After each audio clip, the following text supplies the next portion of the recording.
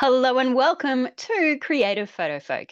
This channel is for you if you're the kind of photographer who loves getting creative with your camera and gets bored photographing the same old things all the time.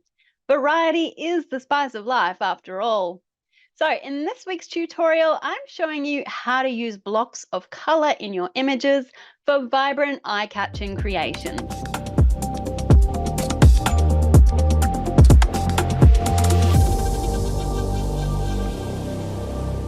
So this technique is basically a variation of a flat lay, where we shoot carefully arranged objects from directly overhead, except we will only be using block colors in our arrangement.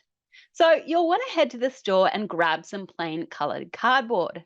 Now, I recommend cardboard over paper because it's heavier and sits flatter, and it's less transparent so you can't see through it. Do not curl your cardboard like I did, or it will be more difficult to get it to sit flat, which causes an issue with the lighting. You want to look for colors with similar saturations, so either saturated pinks, blues, yellows, or a range of pastels. But I don't recommend mixing both together.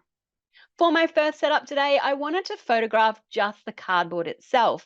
So I cut out some shapes by tracing around different size cups and plates to create circles, and then using a ruler for rectangles and squares.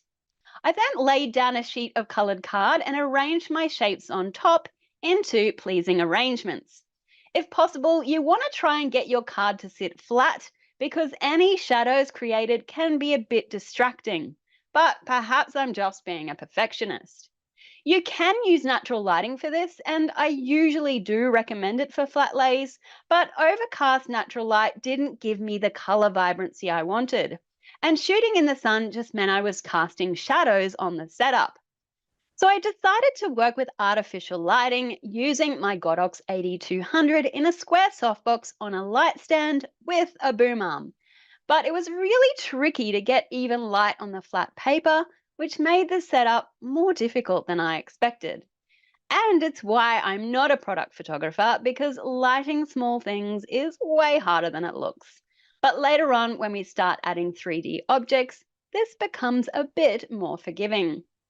So I basically tried to position my light as directly overhead as I could, but this meant my body still cast a shadow, which took quite some editing to try and even out. If I'd used a smaller table, I would have put the light on the opposite side from me, so I wasn't directly underneath it, so I suggest trying that if you can. The lens I used was a 24 to 70mm lens at around 28mm. But I actually don't recommend this because it created distortion on the sides of the image. If you have a prime lens, like a 50mm, you'll be able to minimize this problem. But you may need to get up higher or lower your setup to fit everything in. So this will be less of a problem in the other setups I'm about to show you. So my settings were ISO 100, f7.1, and 1/200th of a second, with the light set to about quarter power. Here's some images I created with this setup, which I could try selling as stock for content creators to use as backgrounds. If you want to make things a little easier for yourself, try adding some block coloured objects. This will take the focus away from the paper, so things like shadows and distortion are a bit less of an issue. For these, I had to use a narrower aperture with a higher ISO to keep what I wanted in focus. Just be mindful of where your light may be falling on reflective objects and try to position your light so the reflection is at least flattering. Here's some examples of this setup. And you could, if you wanted, clone these slices in Photoshop to add more of them. Next, I decided to get a little bit crazy and spray paint some oranges. This meant I could create a setup with all white objects to draw focus to the one colourful orange. I first shot some variations from overhead, but I also wanted to shoot some from the side. So to create this, I had one piece of coloured card underneath and another of the same colour wrapped around my objects, which is where curled cardboard does come in handy, and then shone my light into the setup.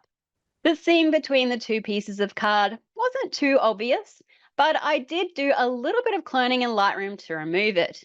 These were shot with a slightly higher aperture of f10. For my final setup, I wanted to play around with shadows. So I set my light to full power, removed the diffusion cover, and pulled it down to the side so it was casting strong, long shadows on pieces of coloured licorice. I was careful to position the licorice so none of the shadows were blending together. So that's it for my experiment. But colour blocking isn't a technique just for flat lays. It can be used in portrait photography by putting a model on a plain coloured backdrop and dressing them in a matching or contrasting colour. Or in product photography to portray a product that's vibrant and fun. How can you use this technique to inject more colour into your photo shoots? I'm so excited to see what you can whip up with this one, and please come and show me over in my Facebook group or tag me on socials with hashtag #CreativePhotofolk at the links below. Happy creating and catch you again next week.